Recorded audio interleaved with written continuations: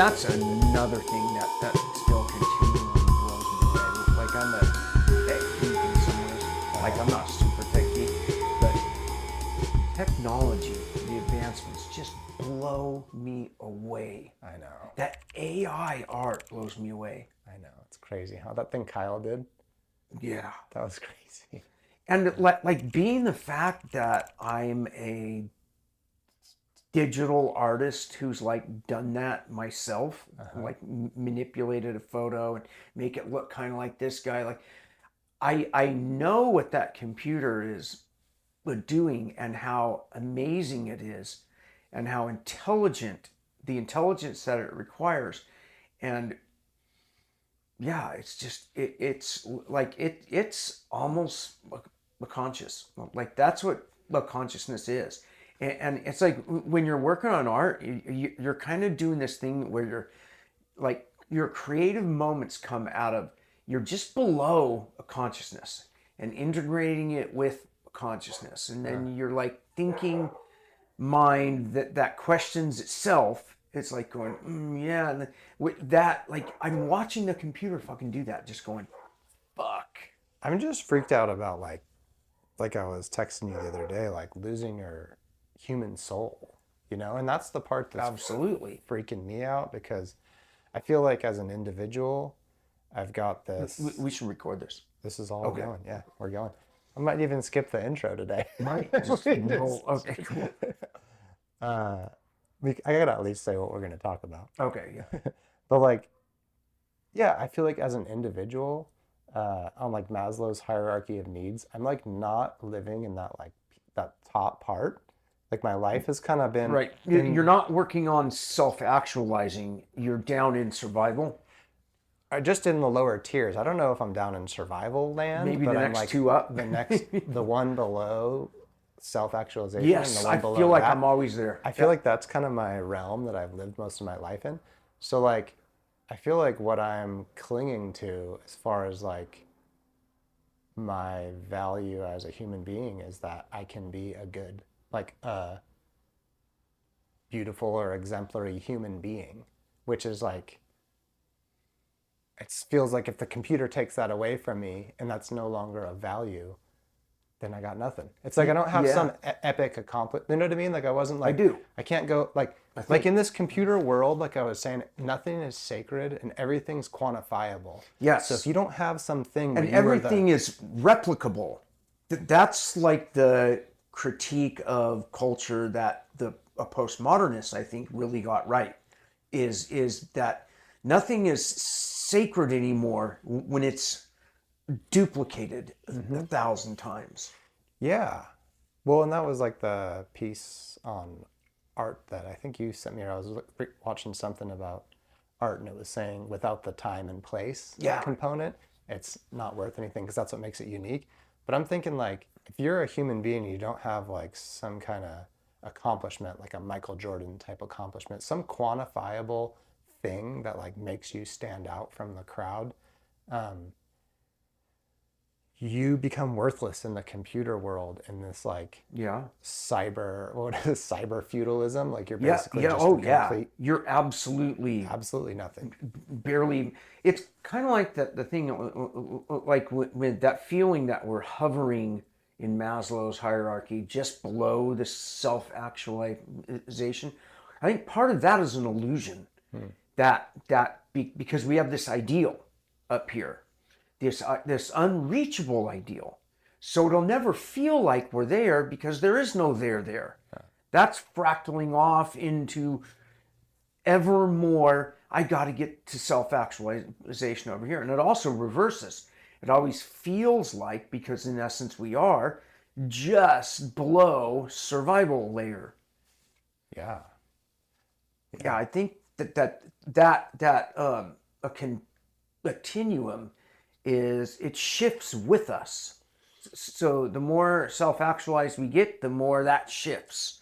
The more unwanted chaos that enters our life, the more we're just trying to fend it off. Yeah, I saw like, I actually want to do Maslow's hierarchy of needs for the next show. That'd be a good one. And I found a graph for that where it basically has all the different categories that Maslow identified. And it's more like an XY plot where like one of the categories as it goes up, the other ones kind of change their like importance. Like rather than a linear plot, it's... Yeah, whereas like the pyramid is kind of not as, it doesn't have as much information in it. Because imagine like the monk or something who's like totally focused on self-actualization. The basic survival stuff actually goes down in importance for that person. Like they don't need as much. Like maybe the guy like, you know, those guys do crazy fasts or hold their arm up in the air for like extreme periods of time. They do like all this stuff where like the basic survival needs actually decrease. And that's shown on this chart. So maybe we'll bring that up on the next show. That would be very cool. But for today, the combat-based podcast, we're back. We're doing a show where just the Venerable is on deck here. We're just going to riff it. Riff it. The producer here. We're talking about chaos theory. Okay, so something that's come up on our show a bunch of times is that chaos is important, and I think it was Chris Russell. He said chaos is not only important, it's necessary for creativity to come about. Absolutely, I believe that. So we wanted to hear about your thoughts on that a little bit. And yeah, all the regular stuff. Hit the hotline if you feel like it. podcast@combatbase.com. Email us, blah, blah, blah. All the stuff is on deck. But yeah, chaos theory. So chaos theory, what do you got to say about that? Well, the first thing I got to say is I'm going to guard my tendency into arrogance and thinking that I know more than I know. Don't become the embodiment of the Dunning-Kruger effect, right? It's like one of my favorite YouTubers out there is Professor Dave, who debunks pseudoscience quacks and magical thinking, and like think of Terrence Howard as an example of a guy who got a little inspiration, thought he saw a unique pattern in the world, and now thinks he understands the meaning of life in the universe. Yeah. It's like that is a trap that I think we're all susceptible to, that I have to guard myself against. Mm-hmm. And I always think back before we jump into even what is the chaos theory. I think like all these terms, on one level, we could say what it means, but then if we study it for 10 more years, we'll look back and go, I didn't understand it at all, right? Just like with Jiu-jitsu. And then, or you'll go, wow, it's exactly what I learned in my first class, and I spent 5 years complicating it. So both of these things are happening, and that, like in essence, is part of chaos theory, and how, like for me, it's great. As somebody who is an amateur anthropologist, which means I'm also an amateur biologist, and I also like to think about what humans have learned, which so that leads into all these other ologies and isms, right? We're constantly thinking about that realm, which in and of itself is the chaos where creativity arises, right? So yeah, I have to guard myself against seeing patterns and thinking that is concrete fact, when really I'm just seeing a pattern. It's kind of how conspiracies work. I recognize my susceptibility into conspiracies. I recognize my susceptibility, not in so much joining a cult, but in creating a cult. Because my personality is that type. My ego loves people thinking that I figured something out, right? Yeah. That's how cults start. And so, yeah, that's... Yeah, I mean, maybe the disclaimer is that I think why this show should be interesting to somebody is that it's a place where you can hear a perspective from someone with a lot of experience in this art that we all share. In jiu-jitsu, yes. And I think that's kind of, and so in understanding that you're hearing a perspective, not necessarily the way. Looking for, yes. Like if you're looking for an authoritative, totally correct all the time thought on these topics, this is not the place for No, it isn't the place. And I think that it's important that we recognize in us that we have a tendency to look for that. Yeah. Right? 1,000%. I feel like that's what everyone's looking for. Yeah. And like, I feel like sometimes especially as everything becomes more chaotic, we're looking for a stability.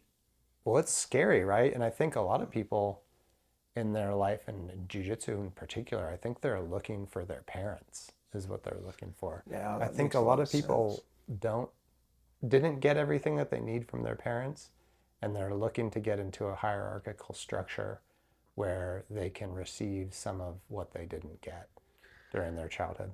One of the realizations I had in my early 20s, when like a lot of early 20 people, I'm struggling to be an adult, and inside, if I'm honest, I feel like I'm just this kid who still has like all these emotional needs. And it's like, I'm supposed to be more mature here. Like here I am showing up to formation. I'm in the Marines. I didn't feel adult at all. And at the same time, I was pondering, who is God? What is God? And really what I'm trying to do is trying to believe in a higher power. And I went to a friend of mine's, a church, because I'm open-minded, I'm going to go. And it was a fundamentalist Christianity, and nothing against that, right? Or for it. And I'm watching this waving thing going on, and I heard a kid like kind of cry like, "Mom, Mom." And I looked over and I saw a kid doing the same thing, like looking for the mom to pick them up. And then I'm watching these adults sing the song and looking up there. It's like, oh, I get it. We're all children looking for the parent, God, to lift us up, to pick us up. And it was just like, from an art perspective, it was like metaphorical profundity. It's like, there it is. I get religion. At the same time, it was frightening because I realized in that moment, I'm not saying I know, wow, there is no God.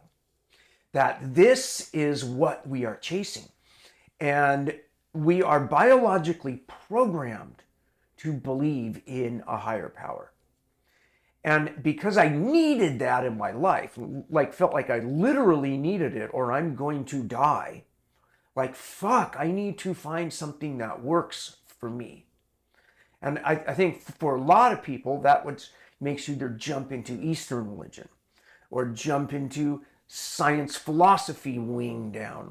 Like like you figure out your epistemology, and like even these like philosophy terms, like I am no like formally schooled philosopher, and I could get a lot of these terms wrong all the time. But when I watch two educated philosophers communicate and debate, I feel like I have enough knowledge now to know what they're talking about. Whereas if a person who doesn't watch that stuff at all, like occasionally my wife will over here and she'll think, what are they even talking about? And I could see from her perspective, what are they even talking about? Like her background in biology, which means you're going to know a lot of Latin root words. So when you describe a Gabathosaurus, she can like know that just means land lizard or like whatever it is, yeah. Right? But it sounds so thought out. Yeah, right? Totally. I think back to like chaos and that experience that you had in the church is I feel like making that realization or perceptible realization yes. that there's no God. Whether it's real or not. Whether it's real or not. That is an introduction of a lot of chaos, right? Yes, and I think a lot of the reasons why we grasp to these different ideas is we are looking for structure. And at the end, my broad understanding of the universe is that the universe is just like a bunch of random stuff happening. And then there's these certain systems where energy gets introduced and it kind of organizes Lorentz stuff. equation, yes. And then entropy, order comes out. And entropy, right? Like Entropy, everything's devolving into chaos. But it's also forming into order. Yeah. And I think like with that basic understanding that everything is chaos, it would make sense that there is nothing to grab onto. And that's like a super scary thought. Super scary. Pings at your lowest level hierarchy of needs. Yeah, your you're safety right. goes away. That puts you in that place. It puts you in that spot where your safety's out the door.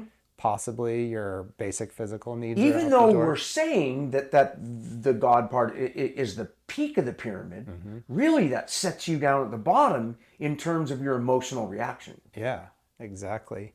So I feel like chaos, people look to eliminate chaos, but what that ends up doing is put your mind in a track, sometimes a rut.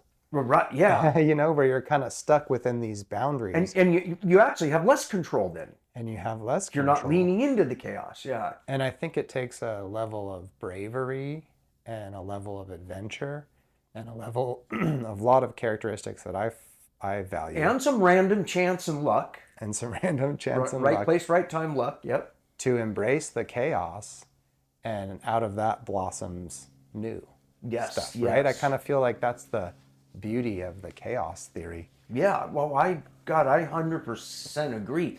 And it like and again, like neither of us are mathematicians or physics PhDs. So like I know that I don't get the mathematics. Like when I see the mathematics explained in that simple Lorentz equation, like if I watch it mathematically explained, I get it. But I can't replicate that. It'd be like, let me explain the Lorentz equation. I'm going to explain special relativity. But that's like what I mean by, I definitely do not feel like I'm an authoritative expert in any of this. But nor do I in jiu-jitsu, really. I'm an explorer. I'm a student of jiu-jitsu. And I might be further along that learning line than you, but really, I'm just learning it too. I'm still figuring out how a guard armbar works, right? Yeah. Or doesn't work. Yeah. And pissed because it doesn't work. Yeah. Well, and I think that's an example of somebody that's embraced the chaos of the whole thing. Other than going like, oh, this is how it works. I learned how to do it. Now I don't think about it anymore. Yeah. Right? You're like, no, this is actually full chaos, and there's best practices that come into play. But here's the trap. So I always like think of an hourglass. When I think of time, for some reason, I think of an hourglass. I think it goes back to being in 7th or 8th grade, the series Cosmos, when it was brand new. Yeah. That was the one Carl thing. Sagan? Yes. Yeah. With my dad, I watched a couple of episodes. Nice. And it was just before I got into alcohol and drugs. Like it's like one of those pivot points where I feel like I could have gone this way, you know, gotten into physics, stayed in chess club, did all that, but for choices and random reasons, my chaos spun me in this this other thing. But wait, what was I? The hourglass. Yeah. Hold on. Can I just interject? Yeah. I wonder if in that moment you watched Cosmos and it provided you with information that allowed you to realize how chaotic everything is and how there isn't structure. And that was overwhelming for you maybe. And I wonder if that's maybe why you chose to go the path that you did. It's possible, but it's that thing. So like where I'm at now, which sounds very postmodern, and you know, it's actually what would be called metamodern. Is I see that is true. At the same time, I'm finding order. At the same time, I'm finding the patterns in order. I'm also going through dancing in the chaos, and that simultaneously is happening. And the reason why I think it's not is because my brain is trapped in the binary logic and all our machines and our mathematics. are ultimately binary logic. And that hourglass of my life, here's like you're born, God turns the hourglass over, and the sand begins to fall. And you have a limited amount of time. And part of you says, do I? Like, what is my conscience like? All these things are hitting you. And like, I also remember at that time, and it's interesting because my son, who's 10, he's pondering this. It's like when you realize life is short, you can realize that even as a kid. Like, be like, wait a minute, grandma's old. This is where we go. And that line, the last thing your parents teach you is how to die. From, right? Whether it's a good lesson or a bad, like, and then that, like, I love that song. God, why am I not thinking of? But yeah, so in that turning of the hourglass, I don't want to waste time doing a wrong armbar over and over again. I want to get the more perfect armbar, and it's easier to go to someone, an expert, who is closer to having that than saying, I'm going to do it on my own. I'll figure it out. No, you won't, because that sand is falling. And that's kind of creates a parameter in which you aren't free. You are absolutely bound by our experience of time. Right. And I think that's what is so attractive about science and even pseudoscience, because now, what is that time? And can I extend that time, right? That's why the tech oligarchs are chasing immortality. Yeah, I think you touched on the idea, when you talk about science, right, and its relation to chaos. I think, again, people are so concerned about chaos, or afraid of chaos, and afraid of the great wide nothing, that they are looking for an ultimate truth all the time. Like, I've heard people say, like, I love math because it's not black and white. It's just there's only one way. They're missing it, right? Yeah, and I kind of feel like when you see math that way, science is not meant to be the be-all, end-all answer. No. It's like a process. It's a language. Best practice of how to understand the way that the world works. And there's different ways of understanding the way that the world works. Yeah, it's coming up with a mechanism, a language we can use to communicate to others what we're observing, to spot patterns. Like, one of the things that separates science from non, even if they both get the wrong answer, science is creating a mechanism of prediction. Like, if religions say, they look back at history and then predict this future will occur. Cults predict more interpersonal futures. Science says we are going to predict it, but we have to test it. And if we cannot control a test, that's how we figure out if things are true. And before the age of reason, it was all magical thinking. And like we were talking about the other week, like, I think what a frightening existence it would have been to live in a world where everybody has magical thinking. Yeah. If that person's evil, it's because of a demon. Yeah. There's a witch. There's like all these things would be so fucking frightening. So it's like, I always think, because when we watch like movies about the Middle Ages or whatever, usually most of our films get more interesting like in the Victorian and post-Victorian area, because we relate to that more, because reasoning is entering. When you go back, there's very little thought out reasoning. It's almost all emotional, impulsive. What's the god of the sky going to say when we do that? What's the god of the ground going to say? Oh no, you must be of the bad god, right? It's that, like, that's just scary as fuck to me. How scary that existence would be.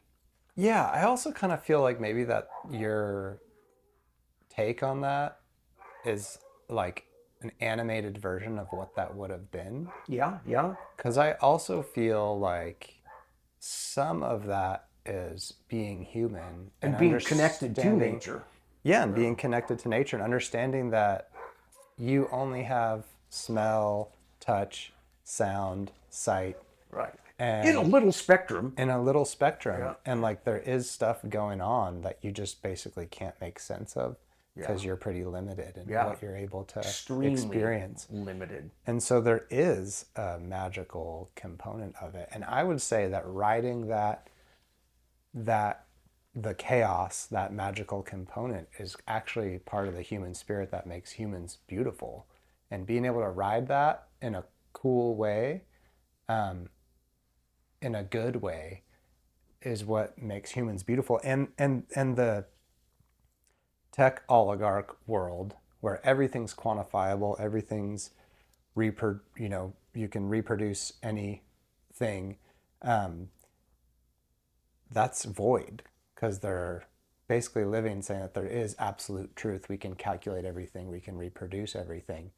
And I think the human spirit's kind of wiped away. So a piece of the human spirit is acknowledging the unknown, acknowledging the chaos, embracing the chaos, and having a little bit of magical thinking in your relationship to that, right? Yes. I think, like, what I have found in my fascination with, I hesitate to even say the word religion, because that so quickly pigeonholes it in everyone's mind. But we have to use language to be able to communicate. I was thinking, like right now I'm kind of reading Wittgenstein, which is all about language and meaning of words, and like we use words to describe words, to describe words, to describe words. We're already in that chaotic feedback loop that's creating order at the same time, right? And it's like, to me, spirituality, like when I think of the word meaning, and we've as a culture and as individuals in this culture, we've put meaning onto spirituality that I like to remove. And in essence, the postmoderns, I want to deconstruct that. Yeah. And spirituality in its most raw definition is the opposite of materiality. So you have material and spiritual. Now, and again, we're making a binary, which is something that we are also exploring how there's no such thing as that. It's just what we create so we can think and find patterns, so we can find food and live. And so spirituality means the opposite of material. Our thoughts, our math, all this. This is the spiritual world. There is no number one that physically exists. It's of the spirit where this all exists. So when people ask me, and where I'm asking myself, what is my spirituality? I like to start with that. I'm not ending with that. I'm starting with a desire to think, ponder, and reason in the non-material world, and how that relates to this material existence.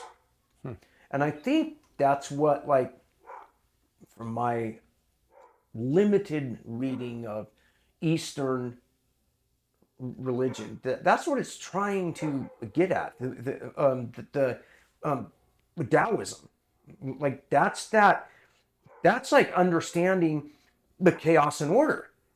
That is so maybe we in the West think, oh, look what we figured out. We maybe found some mathematic equations to predict that pattern. This is what Lao Tzu also figured out, just through different culture and language. Yeah, I always wonder if like this life that we live, this modern Western life, it feels super chaotic. We were just talking about that at the beginning of the show, maybe before I pressed record. Like the whole thing feels extremely chaotic. And then our perception of like Native Americans is that they're like a chaotic, warring situation. But then you read, I think when I was reading about Maslow, some of these like Native American cultures were orderly and peaceful in a way that like it just doesn't seem like in this individualistic type of society we are, because we like live with all this chaos, like as an just being totally like I think some of those like older communities, like if somebody in your tribe had a certain characteristic that was desirable for the success of everybody, like you felt like that was your own characteristic. Yeah. And in this individualistic world, like if you don't have it, that's it. You know, and I but think, like, isn't that also kind of like when I think of how the internet and social media affects people, especially our young, like you and I have enough wisdom and experience to know when we're scrolling through people's lives on Instagram that's not really real. They're capturing the perfect family photo when everyone's happy, the food is good, dad has a wonderful job. You know, everything looks like that ideal people are thinking is existing out there, and and it creates an insecurity that like, well, my life must not be normal or good because I didn't nail every armbar. I think we put ourselves in a, like, I know I do. I can let my head go to the ideal. And one of the problems I think with ideology, when ideology goes bad, is when the ends justify the means. Mm-hmm.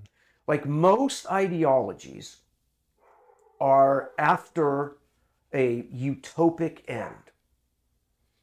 And fascism looks to a fantasy utopic past to return to. And communism creates an ideal utopic future of equality that we're all heading to. And one could say both of those, in spirit, are good ideals. Mm-hmm. And now we're adding good, bad, so we're back into another value dialectic. But like, I think it's where things turn shitty is when the ends justify the means. And there are times you could choose in history where you go, well, shit, they said the ends justify the means, therefore they armed, killed the bad guy. Had they not, look how bad it would have turned. Let's exalt them as a hero. And so if you start applying your extreme ideology to that model, it feedback loops itself and creates more extreme. Mm-hmm. And I think, like, for me, part of the anxiety I'm experiencing is I feel like I'm observing that pattern happening in our culture very fast, faster than it did 100 years before, faster than it did the previous. So that hockey stick of it speeding up, technology's moving faster and faster. Ideological extremism's moving faster, faster. Anxiety's moving faster. Like all these things. Where are we on that hockey stick? Then I'm in anxiety. Mm-hmm. I'm in, oh, fuck. I think we're right here in that, and that scares the shit out of me. But I have to put on a happy face to my children. I have to show up and teach my class as if this armbar is really important. Mm-hmm. That's like where I feel like, in a way, I become a good actor. Now, one could look at that as that's not being honest. But it's also at the same time, you know, the Latin term, ductus exemplo. Like that's, I have an alarm that pops on my phone every late morning, which basically means lead by example. It's a Marine Corps OCS motto, I believe. I mean, it's within all military units. I love military leadership philosophy. I'm not saying I love hierarchical authoritarian leadership, because ultimately that's what it is. But at the same time, that leads me to understanding why people are attracted to fascism. Because it really, like the good parts, the embodiment of lead by example is a wonderful thing, right? So when I'm about to yell at my son, Dectus exemplum, like I'm imagining what would the ideal leader do in this case, and I'm going to try to mimic that. Mm-hmm. And when I'm living that way, whether my choice was right or not, I'm taking ownership of it. Mm-hmm. I'm going, oop, I fucked up. I want my children to see that, yep, I screwed up too. That, yeah, I don't know how I went off on that a tangent, but that welcomes the chaos. At the same time, takes you out of the victim part of it, which is, I think, what we fall prey to, which is why, like, the 3 rules that I have for my son that I have to apply to myself is, number 1, listen. That's open-mindedness, all that stuff. Listen, truly listen. Don't just go, I know what he's going to say and I'm planning what I'm going to say. Like, listen, which is hard. Number 2 is don't fuss and pout. Number 3, be kind. But be nice. Mm-hmm. So listen, don't fuss and pout, be nice. Like, that's my Stoic philosophy in a nutshell. We can unpack each of those things. And don't fuss and pout is that thing, like, our first reaction to almost everything is, how's this affecting me? Mm-hmm. Who's doing it to me? Whether it's the universe or another human, an agency. See, what agency? We try to apply agency doing this to us, when sometimes you're just in the whirlwind of the chaotic pattern. Yeah. Yeah. There's no agency. Yeah. It just is what it is. Yeah. So how do I ride this wave? And that wave we're on, or that flow roll we're in, whatever, that's our, that point of bliss. Right. Where we're in bliss, as what Joseph Campbell talked about, you know? Yeah, I mean, it then becomes about consciousness, right? So like you said, if you accept the chaos and then you become a victim and just get swept away in the chaos of the universe. Yep. Okay, so basically entropy, everything's devolving to nothing, yep. Full chaos. That's a dark road to go on, right? Yep. It's Newton's, yeah. And that's the reason why, you know, the burning sun's providing energy to organize the world and the planet system and all this stuff. The sun that's burning out. Right. But like, you know, at the end of the day, you are a conscious being and you are riding that sun energy. And how do you leverage your consciousness in a productive and good way to navigate the chaos and to make a little bit of order out of the chaos in order to produce something beautiful, which is your life, right? Yes. I think that's what you're touching on by doing that, is you're kind of acknowledging, look, this is chaotic. I have a consciousness. I'm a conscious being.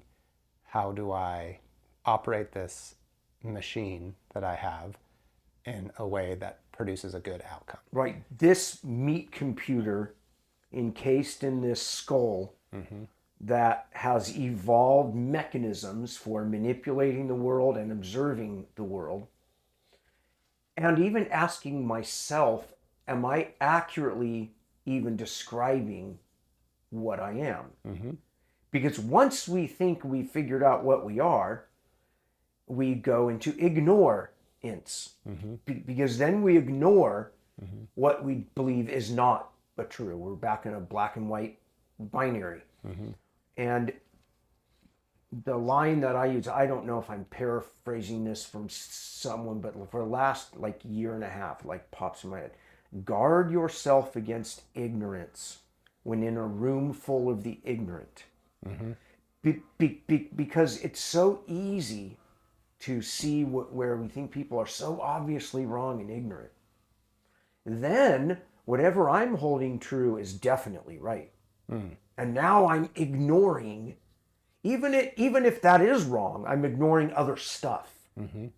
And I can get to that point where the ends justify the means very easily if I go down that path. Yeah. Even if my original intent was noble. Yeah. So like I always think of true liberalism in the good enlightenment meaning is humility. It's not, wow, I figured out how what's the right way and we're going to go that way and that works. It's I'm not, and I'm going to continually ask myself. That is so my ends. The means is continually asking yourself. So now you get in a feedback loop that does seem to carry me through the unpredictability of chaos better than if I'm recognizing a pattern and going, I figured it out and I'm going to do it. Yeah, and I would argue that that's what's beautiful about the human spirit and human consciousness is that you have the ability to do that, and it turns into a nice thing for you and a nice thing for other people, and we create a lot of beautiful art that way. Yes. And out of the chaos, because you don't see everything in a rut or in a single track, you can blossom new things. But you kind of have to live in that headspace in order to get there. Yes. So I kind of feel like the main thing is that like the chaos is actually important and necessary. I think that's the thing to think about. I'm just considering like my scenario I was talking about at the beginning here, where I was in the grocery store with my two kids and it was like extremely chaotic. And I'm just trying to get out of the store. But then I put the hourglass, like you said, on that scenario. And I realized that like in the future, I'll look back and wish that I could hear those little kids yelling at me to buy ice cream in the store, right? It's hang on, my mom is calling me. I have to go. You gotta do it. Let me just quickly do message her. My mother's 88 years old and doesn't really understand technology. Yeah, we can cut this out.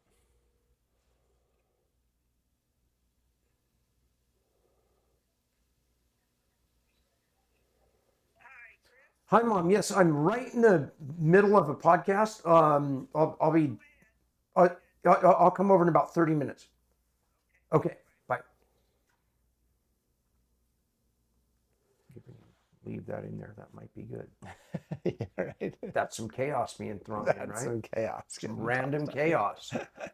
Let's take a look at. So okay, I did let's get technical. Yeah. Combat-based AI lab search. Ooh. All right. So we got to talk about AI because that is certainly what I've been paranoid about for the last 10 years. I'm not new to this being paranoid about AI thing. Yeah. It's insane. I remember briefly discussing it with Sam Harris. Yeah. Literally 8 years ago. Oh, wow. So it's like I've been like fascinated by it and frightened by it for a long time. He was catching some heat online recently for something. He catches a lot of heat online. Why is that? What are people? Which one? It was like there are reasons where, like, obviously he gets attacked by the right for a bunch of reasons, especially the religious right. And he gets attacked by what I'm going to call the woke left. Now, if you asked me 8 years ago what the word woke meant, I would have gone, well, it means don't be a racist, don't be a misogynist, don't be a dickhead. Yeah. What's wrong with that? But of course, the meaning of that has changed, right? Yeah. Where when one person says you're woke, that's not what they aren't saying, oh God, this person's not a racist. That's like it's, but anyways, but yeah, he catches a lot of heat over that. And he has very strongly critiqued certain people in positions of power of whom he knows pretty well. Yeah. I.e. Elon Musk. And of course, when you critique people in positions of power, you're going to catch a lot of flack. He has defended people, i.e. J.K. Rowling, who is an enemy of the trans community. And I could argue why she should be an enemy of the trans community. Yeah. I could also why they unjustly attacked her and pushed her further into that camp, which to me is one of the problems of extreme movements, is the judgment tends to not pull people from the middle towards your cause, tends to push them to the other side, whether that's the religious right or the quote-unquote woke left. They tend to create a phenomenon that moves the middle. And I think that's something we're observing in this turbulent times, this chaotic world. And it starts stretching it further apart. And that stretch, we want to get all Einsteinian space time on it, is a very unstable thing because we're existing in a state where we're looking for stasis.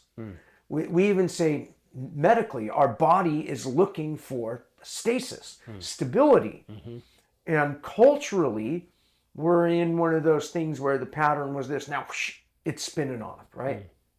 Wasn't, did you teach Sam Harris Jiu-Jitsu? I swear yes. I remember seeing him on Rogan talking about learning Jiu-Jitsu from you. I did. And one of the things I will say to anyone out there, I'm just going to say this one time, I've taught some celebrity people, and usually by their request, I do not talk about their experience. Okay. Right? Well, he brought it up on yeah, he brought it up. So that one's out there. And like a couple actors I've taught. Yeah. And but like the thing that like most people who want privacy in their life, or at least want certain areas, don't want their personal trainer to be like talking, oh yeah, when I trained Arnold, I taught him how to do the bicep curl. And it's cheesy and gross, right? Remember when Richard was on the podcast and he said he taught Will Smith how to slap? Yeah. That was sick. That was funny, yep. Richard's a man, or was the man. Yes, R.I.P. Richard Morton. R.I.P. Richard, yeah. And but guys who don't know, like even if you didn't like 80s B movies, Richard was an awesome soul. Yeah. Was a really good human being. Yeah. Whether he was playing a good guy or a bad guy, whether he was playing a two-dimensional character with no depth, in reality, he was a human with a lot of depth. Hell yeah, Richard. All right. Okay, so combat-based AI lab results. All right. Chaos theory, also known as butterfly effect. Butterfly effect, yes. Explores how seemingly random events can be caused by small changes. Lorenz is the one who coined that, yeah. In initial conditions. It's a branch of mathematics and physics that studies how complex dynamic systems can exhibit chaotic behavior even when governed by simple deterministic rules. So some of the concepts... I got to jump in there just real quick. Go ahead. The reverse of that is how order comes out of chaos. Mm-hmm. So it's like what's actually, to me, what is fascinating about it, and to the philosopher and to the religious person, God is what makes order out of chaos. Mm. And without God, all you have is entropy. Mm-hmm. You have no. What chaos theory does, Lorenz equation, what came through with Alan Turing, the French guy who created fractals, the Russian guy who came up with the biology of the chemistry experiments that reverse themselves, is you actually get order out of chaos naturally without an outside agency pushing order. It comes through the chaos because when things interact, they start hitting each other, the three body problem, all that, and all of a sudden you have an orderly system. All of a sudden you have amino acid chains that begin to create peptides and proteins, and then before you know it, you have unicellular life, and then you have they crash into each other and absorb one, and then this unicell things has within it these other cells, and before you know it, multicellular life, and it happens beyond what our human brains can understand numerically. Because to us, like our scales, right? We think of like, oh, that dude had $1 million or $1 billion. I don't. The difference between $1 million and $1 billion is huge. A million's 11 days, 11 seconds. What is it? A billion's 33 years. A trillion is like 31,000 years. Yeah, that's a lot. Like the difference. And what I was saying on one of these things, like people don't understand what mathematically minded economists are saying when they're talking about wealth inequality. Yeah.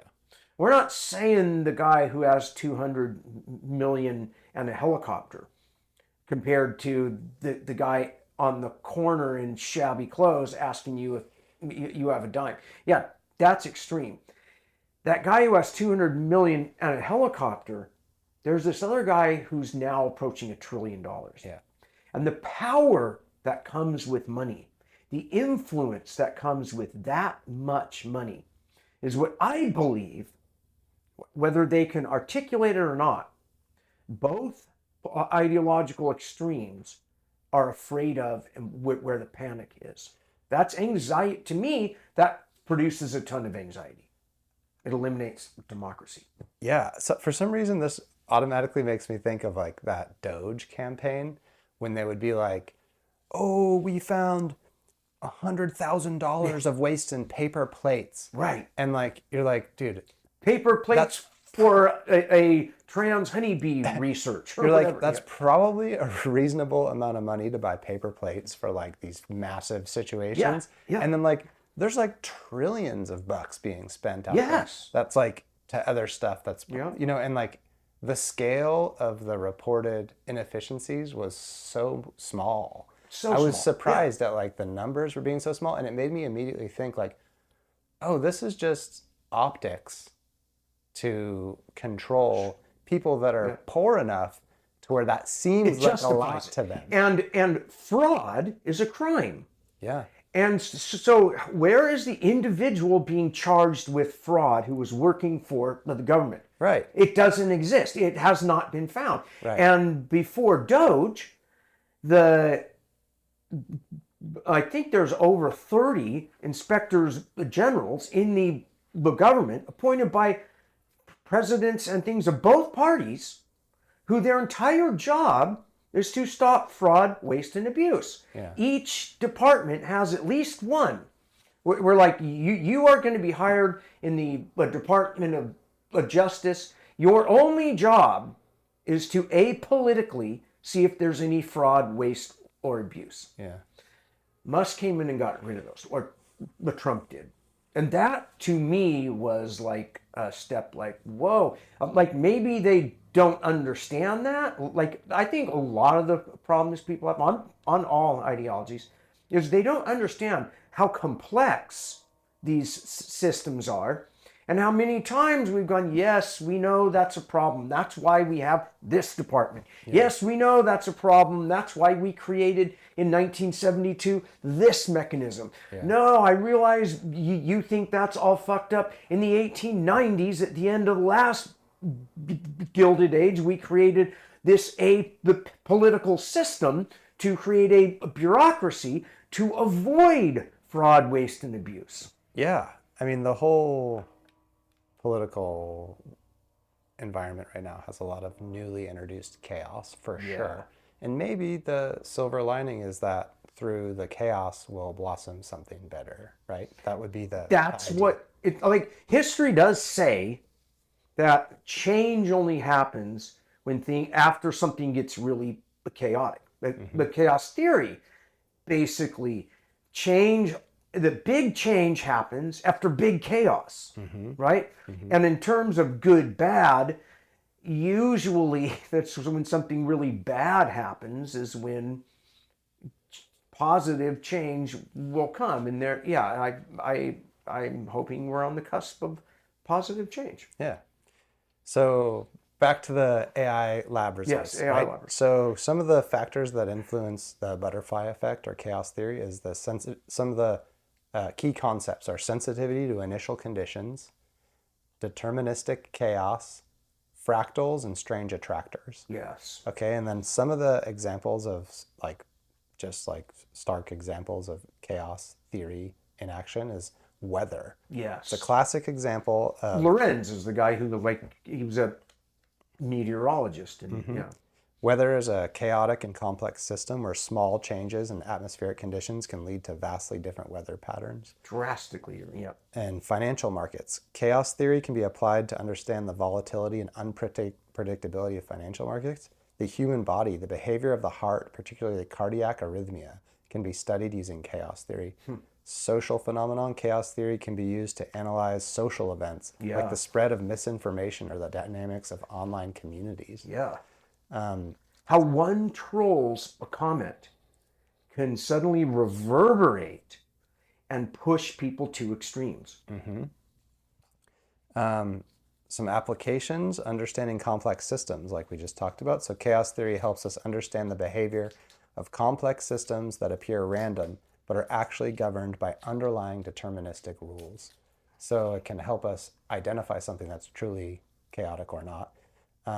Predicting the unpredictable. While chaos theory emphasizes the inherent unpredictability of some systems, it also allows us to understand the conditions under which chaos arises and to make probabilistic predictions. Yes. So that's like weather predicting. Yes. Developing new technologies. The principles of chaos theory have been used to develop new technologies such as control systems for chaotic behavior.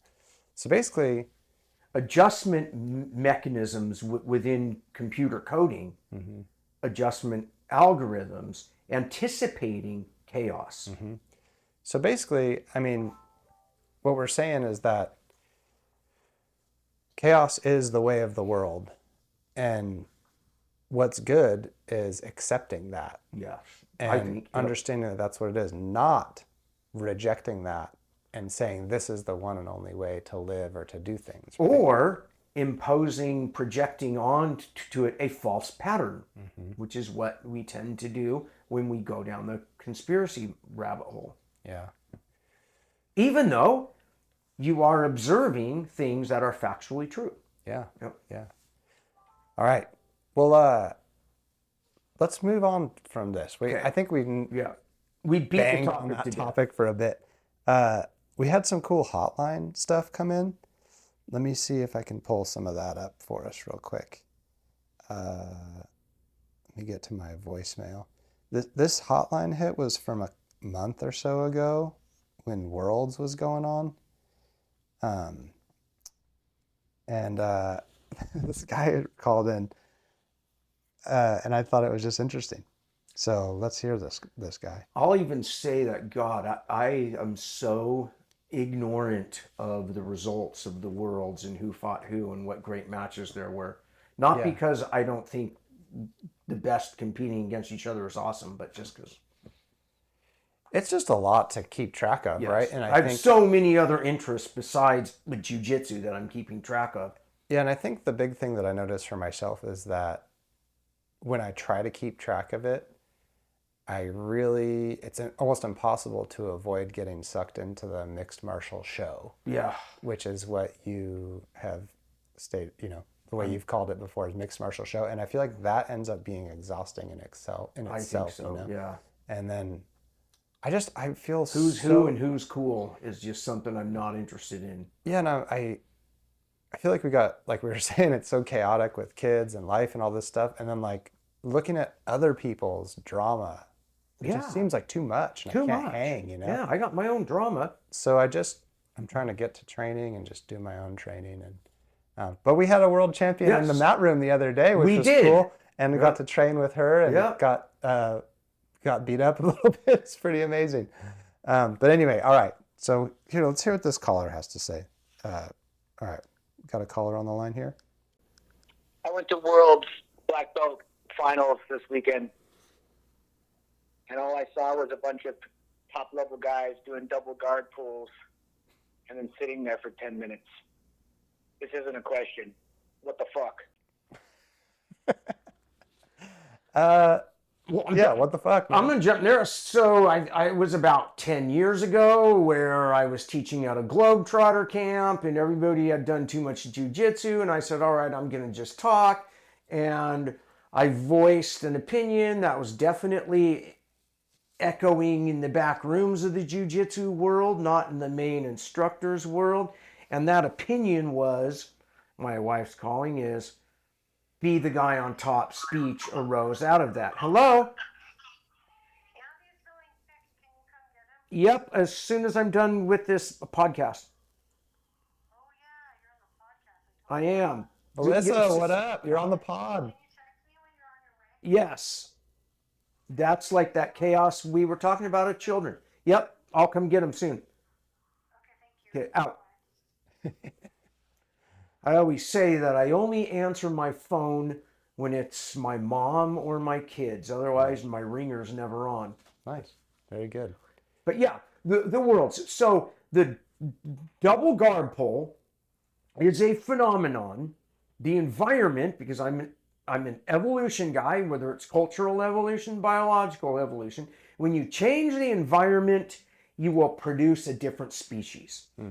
And the jiu-jitsu that we originally learned in Horion's garage did not necessarily have to evolve into two dudes pulling guard. It was the rules added on to IBJJF and jiu-jitsu competition that created that. And the first rule, of course, was the removal of strikes. That was like the big shift that you had to do in order to have good sport of grappling. That enabled growth into other areas that would never have happened if we always had the punches. De la Riva guard, spider guard, inverted, like all these things that then can be brought back into actual MMA and can be effectively used, would not have evolved if we didn't separately evolve these systems down an isolated, controlled thing. So every mat, every competition, everything is in essence a bunch of control group experiments. And we're tweaking little rules here and there to see where it grows. Regardless of the reasons why we tweak the rules, which is usually to prevent injury and or maintain mat order, those are the reasons why. And then the higher reason is to protect and preserve the art. Now I always use as an example, Judo and Greco. Judo is to cloth as Greco is to no cloth. Both of them the arts of the upright throw, the upright clinch and throw. You see how when you have no cloth, the gripping pummeling game is totally different. You see how when there's cloth, the importance of grips. So we're going down an evolutionary split. And if we said you could grab legs, do ankle picks, suddenly we don't have Judo anymore. We don't have Greco anymore. So we have to create a system of rules, man-made rules, in order to preserve an art. And when I approach it that way, then I'm learning an art that's going to be beneficial to me because I think street, which is why I always say you got to think a street. Whether you're doing the sport judo, sport Greco, sport jiu-jitsu, sport taekwondo, sport boxing, sport Muay Thai, all these things, the overarching Maslow's lowest rung is survival. So we can't be so self-actualized up here that we forget we're even on a pyramid.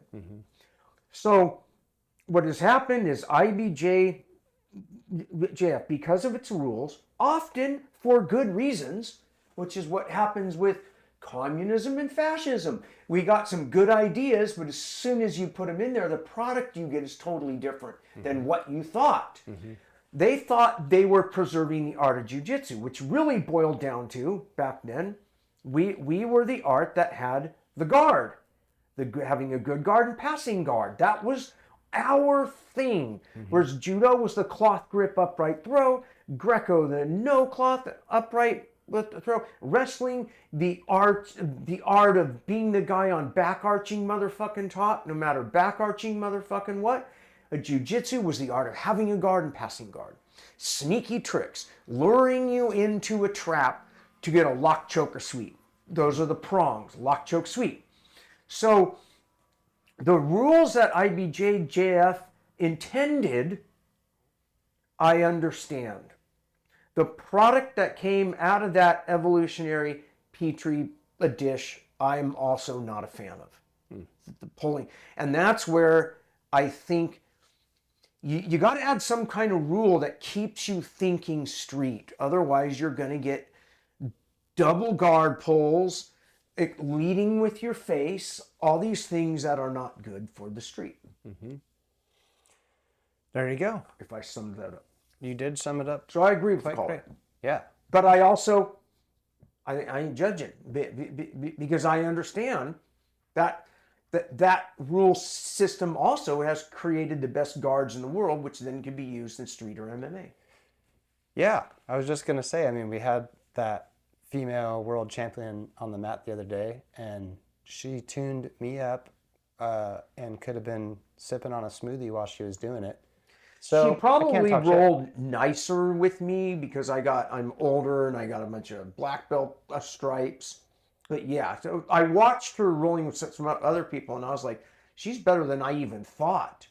I like 30 seconds into the roll was like, oh fuck, this is not going to end well for me. And and she's not trans either, guys. Like, like the people that are. She was like the girliest of girls and like the gnarliest of gnar. I was like, and it was like, it wasn't. And all of us guys are naturally, our egos are a little jolted when some female light heavyweight or heavyweight easily tunes you up. Well, and it's not even like I wasn't being brutalized. I was being outclassed. Yes, by like such a in the art, but by like such a wide margin that it was like, holy shit.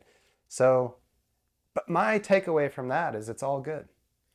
You know what I mean? It's all good. What an awesome art. Yeah, it's all good. Like, it's all good. Yeah, this is an awesome art. The problem that instructors have, coaches have, that every Chinese kung fu movie of the past had, my kung fu better. That whole thing where somehow in the martial arts we have this illusion that the trainer, the teacher has to beat everybody. Yeah. They have to be at the top of the pyramid. Right. Paleo at the top of the pyramid. Master so-and-so at the top. Whereas in the boxing wrestling world, the coach might have never have even won like a major thing, but they're really good at coaching. Yeah. And so like, I know guys, and I've mentioned this, who I think are really good jiu-jitsu instructors. And I don't want to name names because I'm also going to say they're not that great at rolling, at going at it. But if I'm going to send my kid, like I know the 3 people who I would want them learning from. And none of them are world champions. Even if I want my kid to become a world champion. Because their jiu-jitsu is better from my perspective. The art. They have perfected what I call the jiu-jitsu is how do I most efficiently control and submit my opponent in that order, utilizing the least amount of athletics and attributes. That's the art. And when we were rolling with Dominique, we experienced the height of the art with adequate athletics to back it up. But what we were really experiencing that impressed us was the art. Yeah. She was just hanging out for Sunday. Once again, I talk too much. No, it's all good. I think it's a philosophical beef is what it is. Yeah. And that's what the caller was beefing on. It's like a philosophy beef. It's a philosophy Like beef. they want to see something that's philosophically more in line. And that's fine. That's a good tension to hold. But if you want to see a fight, you're not going to see it at an IBJJF comp. yeah. Whereas in the past, and part of us has, because back then, you saw something that was pretty close to a fight. Or the garage challenge days. You saw the art of jiu-jitsu beating a guy who's trying to punch you in the face or crack your skull or choke you. And that's what's changed. All right. Let's get you out of here because you got Let's wrap it up. family stuff to deal with. All right, guys. Pound, like, and subscribe. Nailed it. It was fun. Thanks. Who are the 3 people that you're gonna send your kids to jiu-jitsu?